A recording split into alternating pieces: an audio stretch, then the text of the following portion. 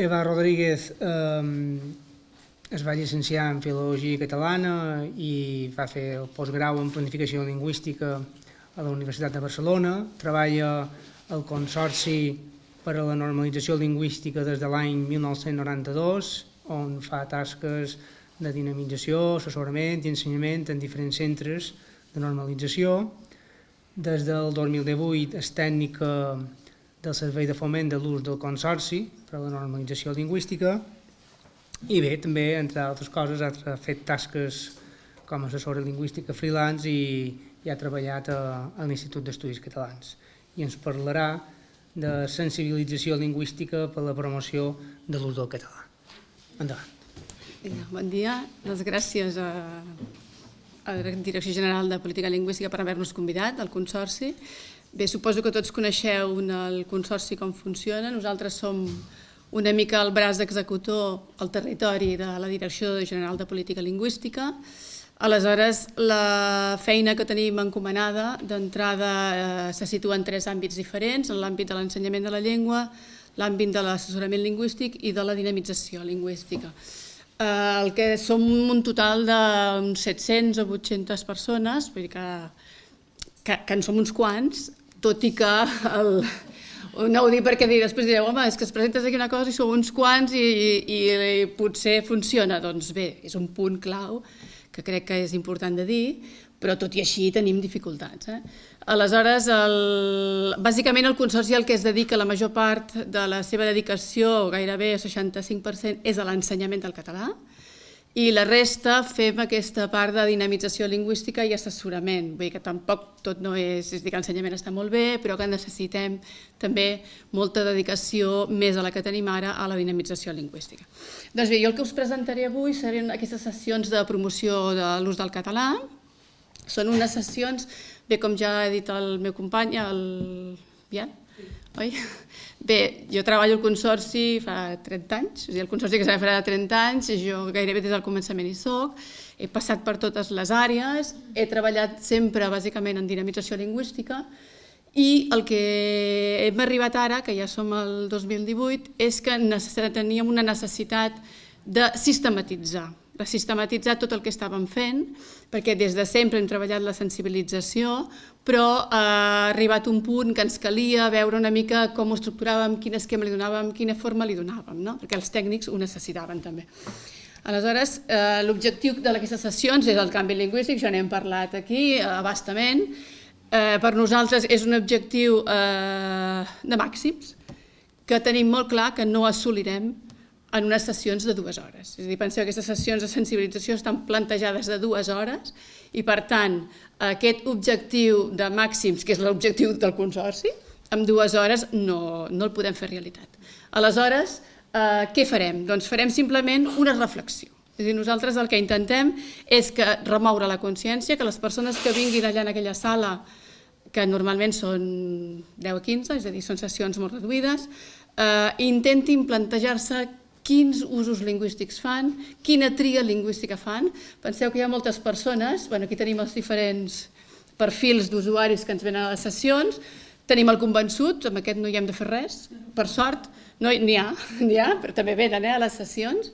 Aquest el que hem de fer és un aliat nostre, és a dir, a l'hora de fer les sessions l'hem d'intentar que participi i ens ajudin als nostres arguments. Tenim el contrari, no el convencerem, no el canviarem d'idea, hem de ser realistes, no podem aquí ara plantejar-nos coses que no ens toquen, però amb l'indiferent sí que podem fer que pugui reflexionar, que pugui canviar, que pugui intentar veure des d'una altra perspectiva, que no és la seva habitual, l'ús que fa de la llengua. Aleshores, una mica la situació que ens trobem, que ja s'ha dit bastament el dia d'avui, és la convergència que tenim tots cap al castellà. Normalment, quan tenim un grup heterogeni des del punt de vista lingüístic, diferents llengües, en una conversa, tothom convergeix cap al castellà perquè li sembla que és la llengua que entre tots és la que es parla. Què més possibilitats que tenim? Converses bilingües. Ara ja això s'ha promocionat últimament. Estic parlant jo sempre de Catalunya, ja desconec com funciona a les illes, però a Catalunya hi ha parlo de molta gent, no som gaires, però que mantenen les converses bilingües, és a dir, en una conversa entre dos, cadascú els manté en la seva llengua i no passa absolutament res. No hi ha, és a dir, la comunicació es desenvolupa normalment, però aquí el problema que tenim és que som pocs els que fem aquest manteniment i per tant no ens serveix tampoc per poder avançar en l'ús de la llengua. I després una altra qüestió que hem de tenir en compte és la llei de la semblança. A veure, en la teoria de la psicologia de Gestalt, el que ens diu és que hi ha una teoria de la semblança, una llei de la semblança, que és que el que tendim com a parlants és a percebre de formes agrupades coses semblants. Què vol dir això? Això vol dir, traslladat en el punt de vista lingüístic, que quan tenim una conversa, si l'altre parla més a poc, tendim a parlar més a poc, si té un ritme d'entonació tendim a fer-lo, etc. I l'expressió màxima d'això és la convergència al castellà. I tornem al primer punt. Llavors, això són punts que nosaltres hem d'anar a rebatre o hem d'anar a intentar modificar en aquestes sessions. I llavors, vist aquest panorama, nosaltres l'objectiu que ens proposem en aquestes sessions és respectar la tria de l'usuari. La tria lingüística, estic parlant. Intentem respectar al màxim la tria lingüística de l'usuari. Després ja veurem com, vull dir que després diem, home, català o castellà, no? Depèn de la tria, però no, en principi la idea seria aquesta. Llavors, a veure, aquest grup de treball des de Foment de la Llengua, hi ha un grup de treball de sensibilització lingüística, per això que us deia aquest objectiu inicial, de poder posar la metodologia, etc.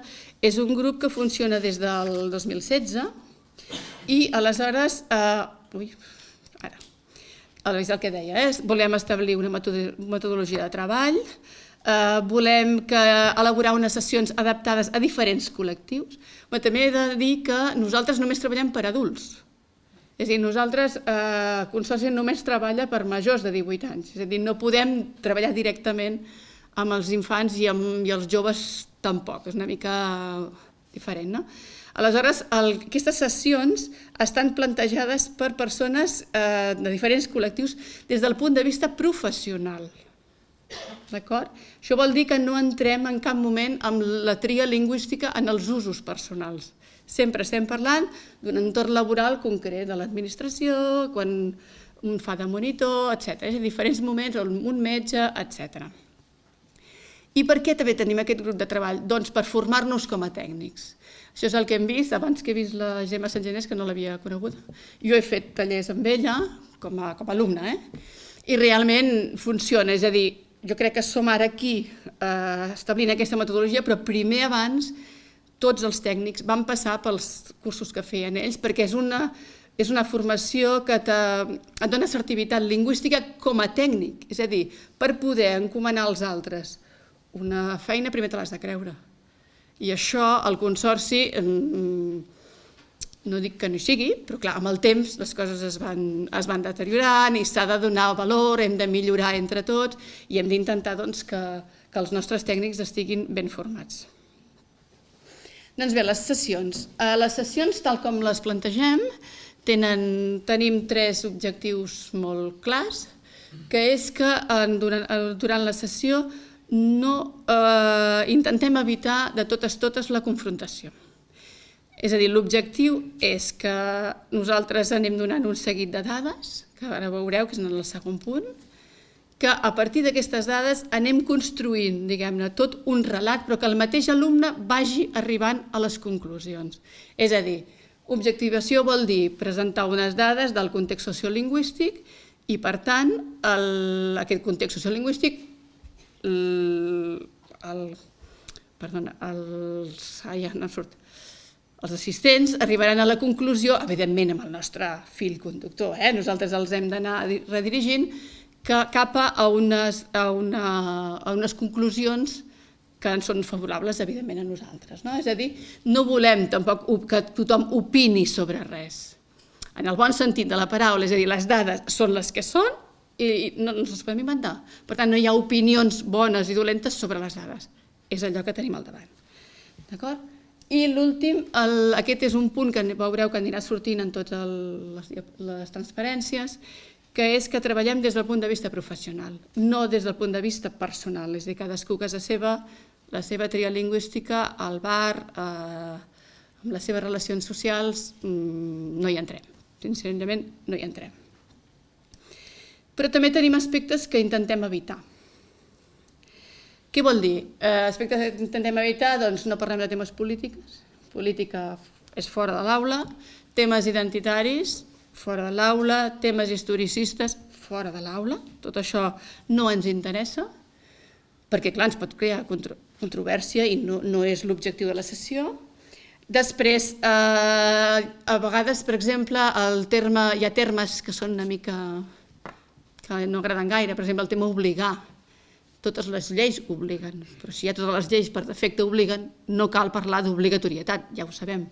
I si, per exemple, surt, aleshores tan obligatori és cap a una banda com cap a l'altra. Per tant, intentar aquests termes que són una mica difícils de treballar.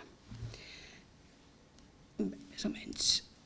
En aquestes sessions intentem donar unes idees claus, nosaltres ho hem anomenat idees força, que són les que anirem repetint, diguem-ne, tota l'estona. Una serà d'entrada en català.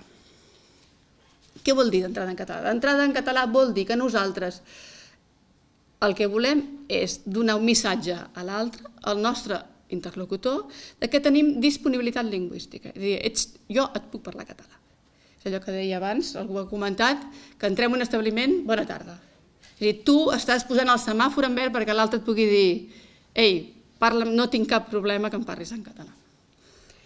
La segona idea força, ja n'hem parlat, és l'ús institucional. Aquest ús institucional, diem això, parlem com a professional, però parlar com a professional vol dir que tu parles en nom d'una institució. Siguis el directiu o siguis, no vull dir la senyora fer feines, pobres senyores, però és així, és a dir, des de dalt cap baix qualsevol persona forma part d'aquest món, d'aquest entorn empresarial. I aleshores això és molt important. Després tenim una altra idea força. Aquesta idea, hi ha sessions que ens pot funcionar, hi ha sessions que no, dependrà una miqueta del col·lectiu, que és la idea de la cohesió social.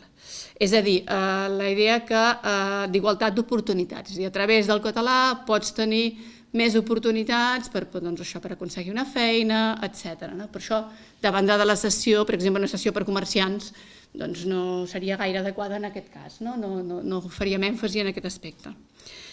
I després, l'última idea força seria el respecte per la tria lingüística, això que us deia abans, que dèiem, home, té dos vessants, sí, respecte per la tria, però primer li hem dit d'entrada en català. D'acord? Aquesta tria lingüística el que ens fa és més professionals, és a dir, intentem crear empatia lingüística i, diguem-ne, ser més professionals a l'hora de treballar, de fer la nostra feina. A veure, com estan estructurades les sessions? Aquí ja teniu una mica tot el... Això ja és la programació de la sessió. Seria un escalfament, fem l'objectivació de les dades, parlem de legislació, parlem d'ús institucional, ara veurem cadascun dels punts, llengua i empatia, tria lingüística, els arguments, que són molt importants, i els recursos que tenim. I el que intentem, perquè veieu aquí una mica, és, quan presentem aquestes sessions, sessió de sensibilització. Tu dius això i la gent diu, ara què em venen, a vendre aquí una moto? Què em vendran? El viatge a no sé on? No. Aleshores, el que intentem és parlar per entendre'ns, és a dir, trobar una frase, un eslògan, una manera que les persones que vinguin se sentin una miqueta implicats. Per exemple, l'altre que vam fer, quan Tarragona va ser pels Jocs Olímpics del 2018, hi havia la comunicació dels voluntaris de la família dels Jocs, aquí entrenem en valors, per exemple, en la de l'esport, o la d'atenció al client, comunicar per vendre. Comunicar per vendre és tan obert que se'ns inclou una mica la part de llengua, que a nosaltres ens interessa. Doncs bé, passem a veure una mica cadascun de les activitats. A veure l'escalfament, aquí el que fem és una mica una reflexió sobre l'atenció al públic en general. No entrem directament en la llengua i entrarem a mesura que fem l'activitat, sinó fem una reflexió genèrica sobre què considera l'alumne que és una bona atenció al públic. Per exemple, llavors tenim el primer exercici, quin és el teu perfil en l'atenció als pacients. Llavors cadascú s'ha de plantejar de dir, aviam, jo, ara teniu el qüestionari aquí, us l'he posat, Aquestes preguntes on l'atenció al públic responc amb simpatia, cordialitat, responc amb humor, depenent del dia, per exemple, o és una feina qualsevol i ningú n'ha de fer res, que és el que jo faig. És a dir, el posem una mica que ell reflexioni sobre la comunicació. I el segon exercici intentem que diguin quins són 3 elements que defineixen una bona atenció. Evidentment, amb la conducció del professor, que clar, han de sortir aspectes lingüístics. Això és per descomptat. Un cop ja tenim la primera, ja han reflexionat, hem vist, cadascú ha vist quina tria lingüística fa, el que intentem és objectivar, és a dir, posar les dades sobre la taula. Doncs, per exemple, fem una primera activitat sobre la comunicació humana en general, però la idea és combatre els prejudicis. Els prejudicis ja han sortit aquí, que n'hi ha moltíssims, i que, per tant, intentem que tots aquests prejudicis superar-los. Per exemple, el nombre de parlants. És a dir, que el nombre de parlants la llengua és més bona. És a dir, com més parlants, la llengua és més bona. Completament fals. Una llengua, un estat. Fals, això ja ho sabeu tots, no? Vull dir que tots aquests prejudicis que van en contra, diguem-ne, de la llengua catalana, o que és més fàcil parlar una llengua que no pas una altra. Llavors, per exemple, aquest exercici, que no es veu gaire, doncs el que fem és tots són veritats i la gent es queda descol·locat, no? Perquè normalment quan te fas un test d'aquests sempre n'hi ha d'haver algun que, clar, i aleshores intentes que reaccionin, no? Aquestes lògiques que per definició tenen, que no estan contrastades amb res, doncs intentar-les posar-les en judici. Després comencem a treballar amb les dades, en aquest context, i llavors el que intentarem aquí és contextualitzar la situació del català al Principat. Parlarem una mica de demografia, que ja n'ha parlat els altres també, és a dir, de veure per què estem així, no? És a dir, hem tingut una allau de migracions, per tant això vol dir que el català té una pressió important i, per exemple, en aquest test que teniu aquí, sorprèn que el nombre de parlants de la Unió Europea, quina posició ocupa el català. Clar, és que el català és una llengua estranya, perquè ocupem la 9a posició, però som una llengua minoritzada. Clar, aleshores tot això crea un seguit de dubtes en els usuaris. Parlem també de tota la distribució de tot l'àmbit lingüístic català, als diferents llocs i països, això també els sobta normalment, i després hi ha la part més concreta, és a dir, la contraposició de les dades, és a dir, sobre la taula tenim les 4 habilitats lingüístiques, entendre, parlar, llegir i escriure, del català i del castellà. Aleshores, a partir d'aquí, d'aquestes dades, les veieu bé? Sí, més o menys? Bé, és igual, ja us dic, la dada molt important, que és que el 94,3% entén el català. Aleshores, clar, si tu saps positivament que gairebé el 95% de gent t'entén el català, per què li hem de parlar en castellà? D'acord? Que és una dada que aprofitem per portar-nos al nostre molí, diguem-ne, una miqueta. És a dir, que no té sentit l'atenció en castellà d'entrada. Però, en canvi, tenim la d'escriure, que escriure només hi ha el 60,4% que el sap escriure el català. Clar, això l'utilitzem, és a dir, aquesta dada, tot i ser negativa, el que intentem és veure, no n'hi ha prou amb la immersió. La immersió està molt bé, hem dit que tot estava fantàstic, que la llengua no ens hem de preocupar i tal, però no és del tot cert. Ens hi hem de posar eines aquí per poder augmentar aquest ús negatiu, diguem-ne, o baix del català. Més o menys? Vinga, un cop presentades les dades, parlem de llei. Hem de parlar de quin suport tenim institucional des del punt de vista de legislació. Aquí el que fem de legislació intentem treballar des del més general, és a dir, la legislació general, la Declaració Universal dels Drets Lingüístics, la Constitució espanyola, i després parlem de la llei de política lingüística en el nostre cas, i baixem fins a qualsevol llei o normativa que hi hagi en el sector en el qual treballem. Per exemple, si treballem en la medicina, amb els metges, per exemple, aquesta sessió que vam fer a l'Hospital de Bellvitge, doncs hi havia un reglament d'ús lingüístic per als professionals que treballen a l'ICS. Per tant, l'alumne és conscient de tot el que... Una altra qüestió molt important és que aquí no qüestionem la llei. És a dir, la llei és la que és i no la canviarem. És a dir, ens pot agradar més o ens pot agradar menys. És a dir, el castellà és un dret i un deure i el català no. Però és així. És a dir, en aquesta sessió no volem opinar sobre això, sinó simplement que sàpiguen en quin moment ens trobem, quin suport tenim i ja actuarem després en conseqüència si ens caldrà alguna coseta. Per exemple, en la de comerciants no podem parlar de normativa lingüística en els facultatius i aquí parlem del codi de consum. El codi de consum, que és el que permet el codi de consum, que en aquest cas no... És a dir, només permet que et puguin entendre en català. És a dir, atendre en català al Principat vol dir entendre en català només, i han de tenir, els comerciants han de tenir tota la rotulació, tots els fullets, tríptics, la pissarra dels restaurants han de ser en català, etc., els rètols, etc. Això sí, però pel que fa a l'atenció oral, simplement, amb un entendre la persona, ja n'hi ha prou, és a dir, no ha de parlar ni se li pot demanar un canvi de llengua.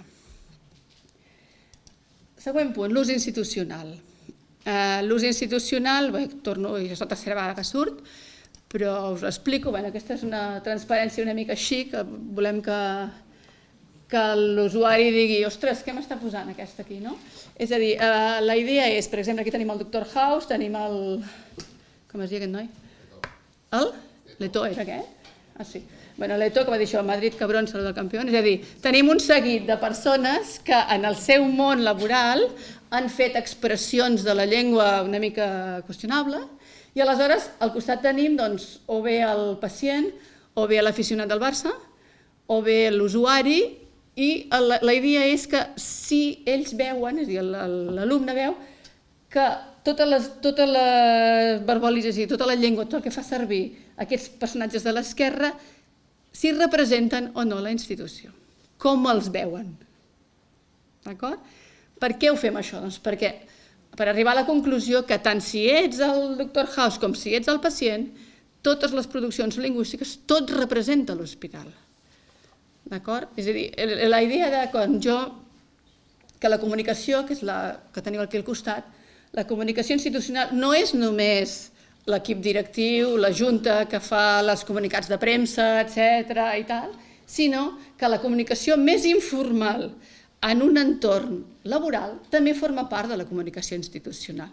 I per tant, una persona en el moment d'anar a la feina no s'ha de posar només el vestit, jo què sé, del Corte Inglés, que van vestits amb l'uniforme i tal, sinó que s'ha de posar el vestit de l'ús lingüístic. Què vol dir això? Doncs que ha de tenir clar si la seva empresa li demana que ha de tenir una atenció determinada pel que fa a la llengua o no li ho demana, ha de tenir un seguit de connotacions, usos lingüístics, els ha de tenir clars, perquè no està actuant com a Eva, està actuant com jo ara, no? Jo estic actuant com a consorci, per tant, s'ha més prohibit, entre cometes, dir segons quines coses, d'acord? Per tant, la comunicació serà molt diferent. Aquest aspecte sobta molt a la gent perquè no són conscients d'aquest vestit, d'això que s'han de posar. Per exemple, ens sobta molt en els monitors. En els monitors esportius de lleure, de menjador, etc., ells només entretenen els nens. No, estan comunicant, estan traspassant uns valors i també estan passant un tipus de comunicació de llengua. Doncs aquest és l'aspecte que nosaltres volem que vegin perquè realment estan incidint en els usos lingüístics.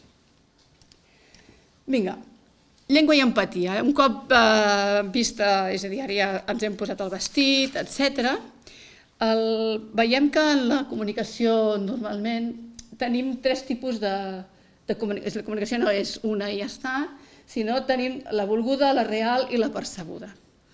Ara, ja què sé, imagineu-vos que jo vingui aquí i us dic soc un mecànic i li dic a la senyora li he reparat un cotxe i li dic escolti'm, vostè li ha canviat l'alternador i tenia una espiral d'admissió taponat.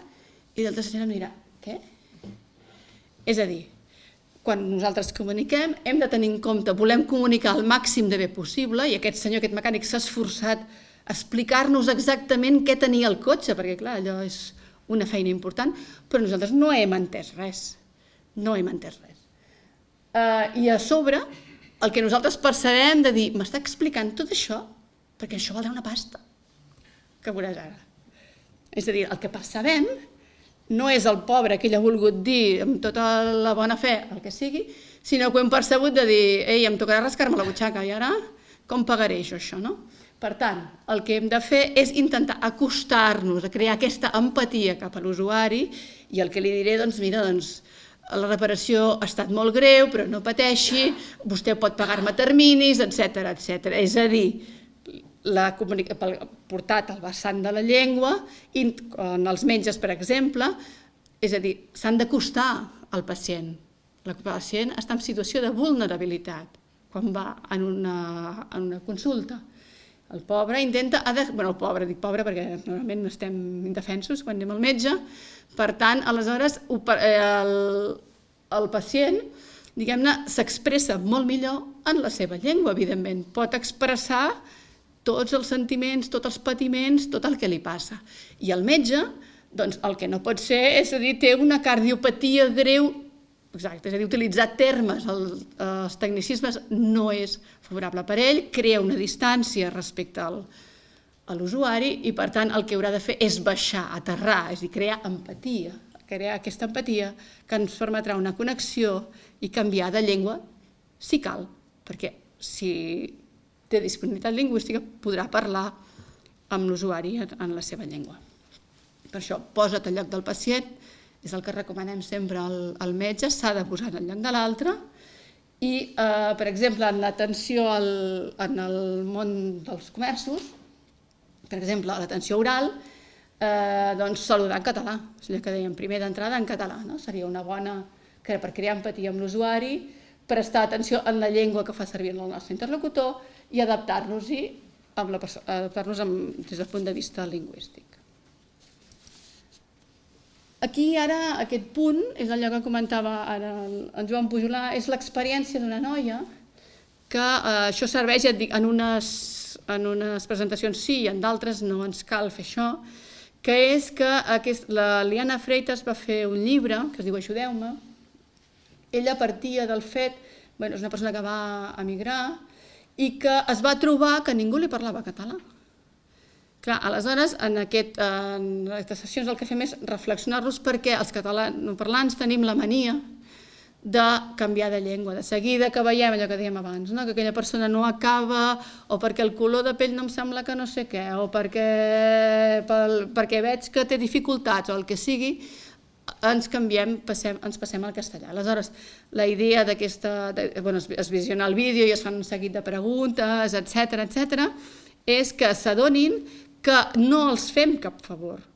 Amb la idea de parlar-los català els estem obrint la possibilitat que puguin aprendre la llengua, perquè la llengua no s'aprèn a les aules només. La llengua s'aprèn en tots els contextos i si aquella persona no té ningú amb qui poder parlar, li serà molt difícil de poder expressar-se en català. Anem ja als arguments. A veure, aquí he posat diferents transparències de diferents sessions que hem anat fet. Per exemple, en la primera aquesta que tenim, si t'adaptes a la llengua del client, seria en la qüestió del comerç. Creem aquesta relació empàtica, millorem la comunicació, oferim un bon servei.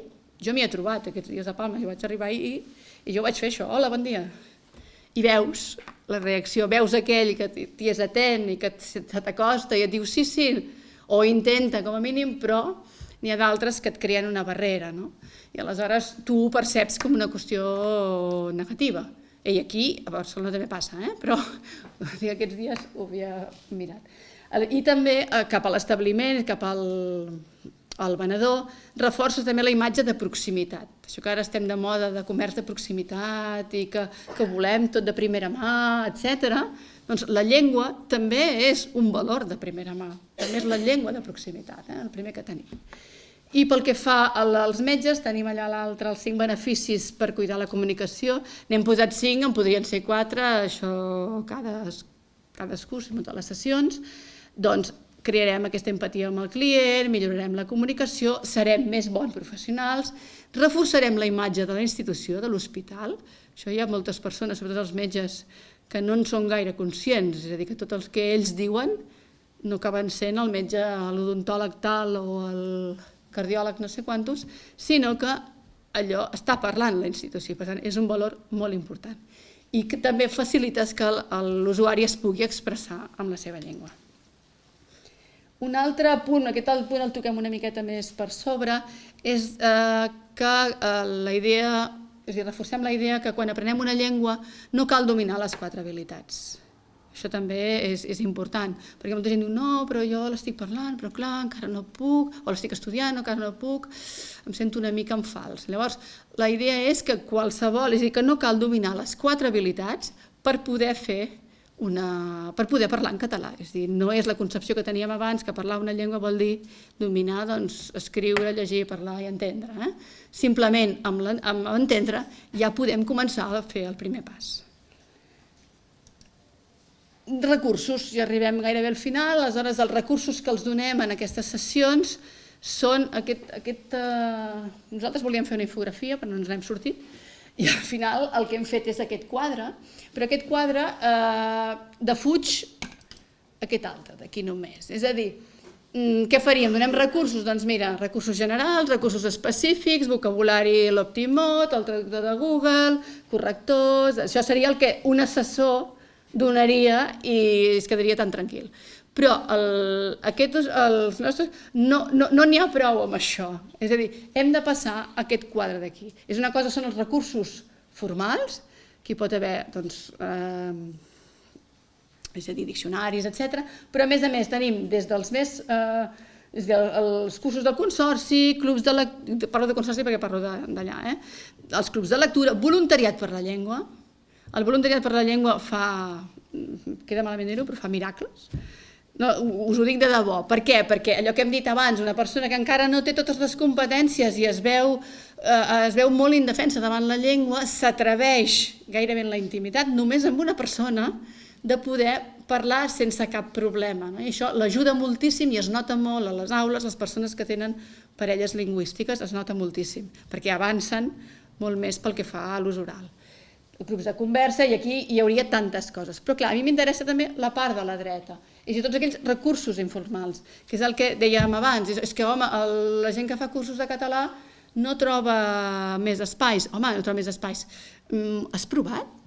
Has intentat posar la televisió en català? Has intentat posar la ràdio? Has intentat llegir la premsa? No cal que te la compris, ara ja hi ha digitals. Vull dir, no és un recurs econòmic. Has intentat anar al cinema? Aquí ho tindrà difícil, perquè aquí no tenim gaire. Però teatre, música, hi ha més opcions, amics, a la feina, als comerços, aquest bon dia primer, no? Li està dient a l'usuari que li pot parlar en català. És a dir, intentar tot l'espectre, no només recursos formals, sinó també recursos informals. Bé, fins aquí tenim les sessions, tal com les plantegem. Després ja em direu si ho veieu bé o no ho veieu bé, o coses que són sobreres o no. De moment a nosaltres ens sembla que ens funciona. Dic ens sembla perquè no podem tenir una avaluació quantitativa. És a dir, aquestes sessions no són un curs. Penseu que ni les persones que venen, de moment, no els fem ni una fitxa, és a dir, no sabem qui ve, d'acord? És a dir, perquè són sessions que normalment organitzem a demanda de diferents col·lectius o amb entitats amb qui hem dinamitzat i tenim relacions. I aleshores, per tant, en aquella sessió venen els monitors de l'esplai no sé què. Molt bé, però els monitors no tenim nom i cognoms, per tant, no podem fer una avaluació quantitativa. Venen tantes persones, s'han examinat i han tret un aprovat o un suspens. No estem parlant aquí ni d'aprovar ni de no aprovar. Per això tampoc podem fer una avaluació quantitativa. El que fem és una avaluació qualitativa. Aleshores, l'avaluació qualitativa, en principi, la tenim fins ara, el que fèiem era, quan s'acaba la sessió, tu ja veus, perceps en l'ambient, aquells que dèiem abans que els era indiferent i ara ja s'hi ha acostat, el que és negatiu i potser no ho és tant, també hi ha algú que potser no li ha convençut, hem de ser realistes. Però, és a dir, ho percebíem d'aquesta manera. Però aleshores vam dir, home, això no pot ser. Aleshores hem de tenir una cosa una miqueta més pensada, més argumentada, etc. Llavors tenim dues fórmules, una que seria el pla 21 dies. Aquest pla 21 dies és una avaluació que fem en sessions de 4 hores, és a dir, que ja és un curs, diguem, és a dir, per exemple, en el curs que fem de metges residents, per l'hospital, l'hem fet per l'Hospital de Bellvitge, i ara en començarem divendres, començaran uns cursos a tots els hospitals, la majoria d'hospitals de Catalunya. Aleshores, el que fem són cursos de 4 hores. Aleshores, les sessions de sensibilització les dividim en 2 a començament, més o menys, i 2 al final. I en aquest interval, el que fem és que facin una pràctica de llengua. Una pràctica de llengua vol dir que durant 21 dies, posat 21 però poden ser menys, és igual, reptem l'alumne perquè parli català. I aleshores té un full i ha d'anar anotant dins de la feina, fora de la feina i dins de la feina amb qui s'hi ha parlat amb el metge, amb un pacient o ha parlat amb personal administratiu. Fora de la feina igual. Doncs han d'anar anotant si han pogut fer la intervenció lingüística o no en català, és a dir, si s'hi han atrevit, si no, marcant de l'1 del 3, més, menys i gens. I després, en un apartat d'observacions, anotar quines impressions els ha produït aquesta experiència, si ho han pogut fer, si no ho han pogut fer, si s'hi han vist impossible, han vist que no, que allò els ha funcionat. I sorprenentment, llavors clar, quan reprenem la sessió al cap d'un temps, al cap d'aquests 21 dies, la primera activitat que es fa és la posada a l'aula, el contrastar totes les seves impressions i sorprenentment la majoria no han tingut cap problema. És a dir, ha estat una experiència positiva i els ha fet veure que realment no hi havia cap problema en utilitzar la llengua i que això els encoratja, diguem-ne, a continuar parlant català, etc. I després, amb les altres sessions, això seria aquest quadern així de visites, no he posat el quadre, però si el voleu us el passem i cap problema. I després, ara estem creant l'avaluació posterior a la sessió. Però aquesta seria per l'avaluació de 2 hores, per les sessions de 2 hores. Aleshores, què fem? En aquesta avaluació, l'alumne, al moment que entra a l'aula, que comença la classe, omple un qüestionari sobre llengua. Quina és la llengua amb què s'identifica, si s'havia plantejat en quina llengua feia les sessions, això abans de començar la sessió, és a dir, minut 0. Després, en quina llengua du a terme les activitats. He de dir que és anònim, aquest qüestionari, és anònim, perquè ja us he dit que no teníem la fitxa. I després, si s'adreçava a algú en català, quina reacció tenia, ells què feien, i a l'inversa, si algú se li adreçava en castellà, què feia? Allò que diem, canvies la llengua quan algú te diu no sé què, qüestions d'aquestes. I l'última pregunta era si la institució, si sabien, si la institució per la qual treballaven tenia algun reglament d'ús, alguna normativa pel que feia a la llengua. Aleshores, aquest qüestionari el passem al començament, fem les 2 sessions, etc. I quan ja hem acabat, al cap d'una setmana, els enviarem 3 qüestionaris amb una setmana de diferència cadascun que hauran de respondre anònimament. Llavors, el primer, després, un cop passat la sessió, tornarà a ser l'inicial.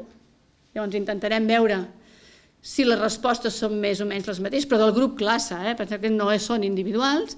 I després, les altres 3 que enviarem posteriorment seran amb les idees força que hem vist abans. És a dir, d'entrada en català, la llengua com a eina i la llengua com a punt de trobada, perquè els hem canviat una miqueta el nom, però una mica seria els usos institucionals i la part de la llengua de punt de trobada de connexió.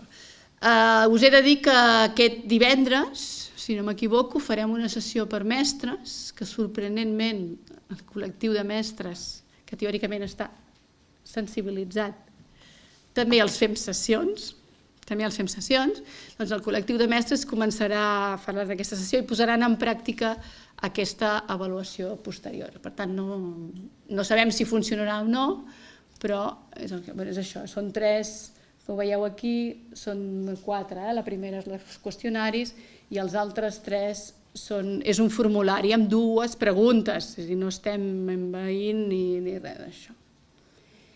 Bé, intentem, no sé. I ja està. Això són totes les sessions que fem i no sé, espero que us hagin agradat i si voleu tenir-les o el que sigui, per nosaltres, doncs cap problema.